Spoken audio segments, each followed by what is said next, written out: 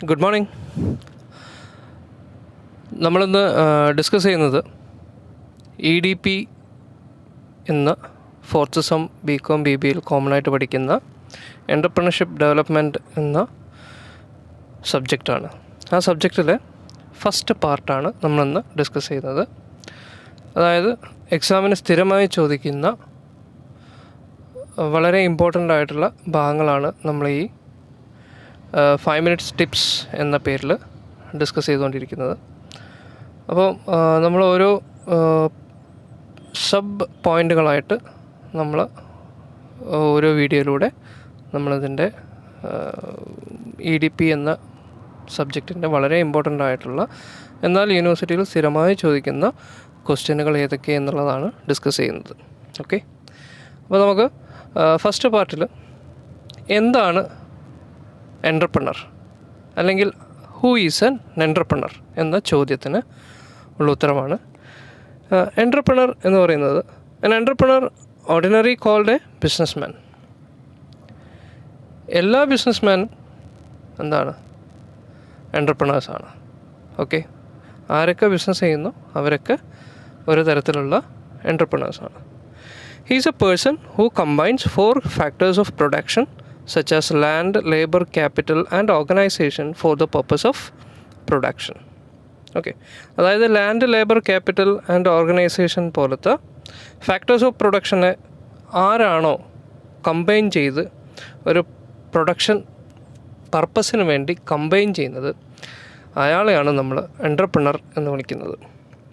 A person who combines 4 factors of production such as land, labor, capital and organization for the purpose of production. He organizes and manages a business unit assuming the risk for profit. Profit ഉദ്ദേശത്തോടു കൂടി ആരെങ്കിലും ഒരാൾ business unit assume ചെയ്യുകയും അല്ലെങ്കിൽ business unit organise ചെയ്യുകയും manage ചെയ്യുകയും ചെയ്താൽ അയാളെ നമുക്ക് എന്ത് വിളിക്കാം? എൻ്റർപ്രണർ എന്ന് വിളിക്കാം. പക്ഷേ എല്ലാ എൻ്റർപ്രണേഴ്സും എന്തല്ല, പ്രോഫിറ്റ് മോട്ടീവ് അല്ല. എന്നാലും പ്രോഫിറ്റ് മോട്ടീവോട് കൂടി ആര് ഈ പറഞ്ഞ ഫാക്ടേഴ്സ് ഓഫ് പ്രൊഡക്ഷനെ ഓർഗനൈസ് ചെയ്യുകയും മാനേജ് ചെയ്യുകയും ചെയ്താൽ അവരെ നമുക്ക് എൻ്റർപ്രണർ എന്ന് വിളിക്കാം.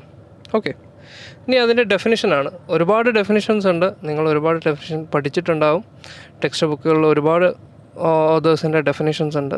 അതിൽ ഏറ്റവും സിമ്പിളായി തോന്നിയ എന്നാൽ എളുപ്പം ഓർമ്മിക്കാൻ പറ്റുന്ന രീതിയിലുള്ളൊരു ഡെഫിനിഷനാണ് നമ്മളിവിടെ കൊടുത്തിട്ടുള്ളത്. അതായത് J.B എന്ന് പറയുന്ന ഒരു എക്കണോമിസ്റ്റിൻ്റെ ഒരു ഡെഫിനിഷനാണ്.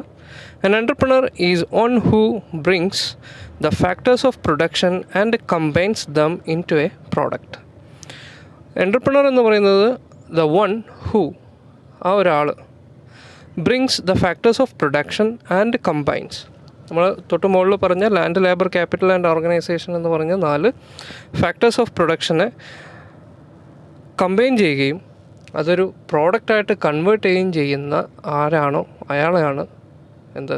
എൻ്റർപ്രണർ എന്ന് വിളിക്കുന്നത്. ഏറ്റവും സിമ്പിളായിട്ടുള്ളൊരു ഡെഫിനിഷനാണ്. ഇനി ഇത് ഓർമ്മയില്ലെങ്കിൽ നമുക്കെന്ത് ചെയ്യാം? A person who takes risk എന്ന് ഒറ്റ വാക്കിൽ എഴുതിയാലും അതെന്താണ്? ശരിയാണ്. A person who takes risk എന്ന് പറഞ്ഞാലും അതൊരു ഡെഫിനിഷനാണ്. ഓക്കെ, അതാണ് എൻ്റർപ്രണർ എന്ന് പറയുന്നത്.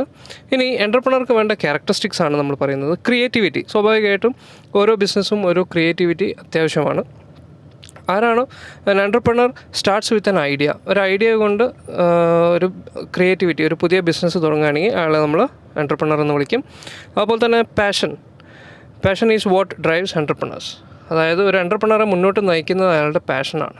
ഓക്കെ, പ്രോഫിറ്റ് മാത്രമല്ല, ചിലപ്പോൾ പാഷനും എന്താണ്? ഒരു ക്യാരക്ടറാണ്. അതുപോലെ തന്നെ മോട്ടിവേഷൻ ഒരു ക്യാരക്ടറാണ്. It will accomplish certain things. Motivation എന്ന് പറയുന്നത് നമ്മൾ ഓരോ ദിവസവും നമ്മൾ മുന്നോട്ട് നയിക്കുന്നത് ഒരു മോട്ടിവേഷനാണ്. ചിലപ്പോൾ പ്രോഫിറ്റ് ആയിരിക്കാം. മിക്കവാറും 99% ആൾക്കാർക്കും പ്രോഫിറ്റ് ആയിരിക്കും motive. Entrepreneur are driven to make their business a success and push themselves. Business ഓരോ ദിവസവും സക്സസ് ആക്കി അയാളെ സ്വയം എന്ത് ചെയ്യാണ്? മുന്നോട്ട് നയിക്കുന്നതിനെയാണ് മോട്ടിവേഷൻ എന്ന് പറയുന്നത്.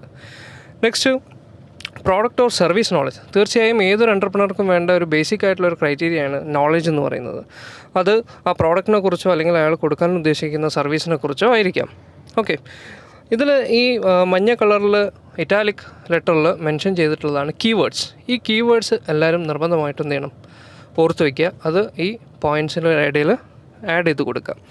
Category of products or services you sell and how they provide value to the consumer. കൺസ്യൂമർക്ക് എങ്ങനെയാണ് വാല്യൂ പ്രൊവൈഡ് ചെയ്യുന്നത്, ആ കൺസ്യൂമർക്ക് കൊടുക്കുന്ന പ്രോഡക്റ്റ് എന്താണ്, അതിൻ്റെ സർവീസ് എന്തൊക്കെയാണ്, ആഫ്റ്റർ സെയിൽസ് എന്തൊക്കെയാണ്, എല്ലാം ഒരു എൻ്റർപ്രണർക്ക് എന്ത് ചെയ്യണം, അറിഞ്ഞിരിക്കണം. അത് improve your offer continuously so you can stay on top of industry trends. ആ ഒരു നോളേജ് നിരന്തരം ഇമ്പ്രൂവ് ചെയ്യുകയും അത് കണ്ടിന്യൂസ് ആയിട്ട് കസ്റ്റമർക്ക് പ്രൊവൈഡ് ചെയ്യുമ്പോഴാണ് നമ്മൾ ഇൻഡസ്ട്രിയിൽ എന്ത് ചെയ്യുന്നത്, ടോപ്പായിട്ട് നിൽക്കുന്നത്. അഞ്ചാമത്തത് സെൽഫ് കോൺഫിഡൻസ് ആണ്. സ്വാഭാവികമായിട്ടും നഷ്ടം വരുമ്പോഴത്തേക്ക് തളർന്നു പോകുന്ന ആൾക്കാരെ എൻ്റർപ്രണേഴ്സ് എന്ന് വിളിക്കാൻ പറ്റില്ല. ഒരു നഷ്ടം വന്നാലും അതെന്ത് ചെയ്യണം, മാനേജ് ചെയ്യാനും പിടിച്ചു നിൽക്കാനുമുള്ള ഒരു കോൺഫിഡൻസ് അവർക്ക് വേണം. ബിലീഫ് ഒരു ഫാക്ടറാണ്. അതുപോലെ തന്നെ create something better than already exist. നിലവിലുള്ള ഒരു പ്രോഡക്റ്റിൻ്റെ അതിനേക്കാൾ ബെറ്ററായിട്ട് പ്രൊവൈഡ് ചെയ്യാൻ പറ്റുന്നതാണ് ഒരു സെൽഫ് കോൺഫിഡൻസ് എന്ന് പറയുന്നത്. അതുപോലെ തന്നെ റിസ്ക് ടേക്കിംഗ് ഒരു ഫാക്ടറാണ്. നമ്മൾ പറഞ്ഞ ഡെഫിനേഷനിൽ a person who takes risk. ഒരു എൻ്റർപ്രണർക്ക് വേണ്ട ഏറ്റവും വലിയൊരു ക്വാളിറ്റിയാണ് റിസ്ക്. നഷ്ടം വരൂലേ എന്നുള്ള പേടി പോയി നഷ്ടം വരില്ല, വിജയിക്കും എന്നുള്ള ആ ഒരു കോൺഫിഡൻസോട് കൂടി മുന്നോട്ട് പോകുന്നതിനെയാണ് റിസ്ക് എന്ന് പറയുന്നത്. ഇപ്പോൾ സ്വാഭാവികമായിട്ട് ഇൻവെസ്റ്റ്മെൻറ്റൊക്കെ വരുമ്പോൾ ഒരുപാട് റിസ്ക് ഉള്ള കാര്യങ്ങളാണ്. അത് എമൗണ്ട് കൂടുന്നതിനനുസരിച്ച് റിസ്ക് കൂടും. ഓക്കെ. അപ്പോൾ തന്നെ ഡിസിഷൻ മേക്കിംഗ് ഏറ്റവും ഇമ്പോർട്ടൻ്റ് ആയിട്ട് വേണ്ട വേറൊരു ക്വാളിറ്റിയാണ് ഡിസിഷൻ മേക്കിംഗ് എന്ന് പറയുന്നത്. ക്വിക്ക് ഡിസിഷൻസ് പെട്ടെന്ന് എടുക്കാനും ആ എടുത്ത ഡിസിഷൻ ആക്ഷനിലേക്ക് കൺവേർട്ട് ചെയ്യാനുള്ള കഴിവിനെയാണ് ഡിസിഷൻ മേക്കിംഗ് എന്ന് പറയുന്നത്. അതുപോലെ തന്നെ മണി മാനേജ്മെൻറ്റ് ഒരു ഫാക്ടറാണ്. നമ്മുടെ കയ്യിൽ ഒരുപാട് ക്യാപിറ്റൽ ഉണ്ടാകുമ്പോൾ അത് പ്രോപ്പറായിട്ട് മാനേജ് ചെയ്തില്ലെങ്കിൽ ബിസിനസ് പെട്ടെന്ന് തന്നെ എന്താവും, ഫെയിലിയർ ആവും. ഓക്കെ. ആ ഫിനാൻഷ്യൽ സിറ്റുവേഷൻ മനസ്സിലാക്കി അതിനനുസരിച്ച് ബിസിനസ്സിന് എന്ത് ചെയ്യണം, മുന്നോട്ട് കൊണ്ടുപോകണം. അത് ഫിനാൻഷ്യൽ ആണെങ്കിലും അതിൽ ഡിസിഷൻ മേക്കിംഗ് ഒരു ക്യാരക്ടറാണ്. ഓക്കെ. ഇത്രയാണ് നമുക്ക് അതിനകത്ത് ഡിസ്കസ് ചെയ്യാനുള്ളത്. അപ്പോൾ ഇന്ന് നമ്മൾ എൻ്റർപ്രണറുടെ ക്യാരക്ടറിസ്റ്റിക്സും അതിൻ്റെ ഡെഫിനിഷൻസൊക്കെ പഠിച്ചു. ഓക്കെ. വീണ്ടും നമുക്ക് മറ്റൊരു 5 minutes ടിപ്സിൽ അടുത്ത ടോപ്പിക്കുമായി കാണാം. Thank you.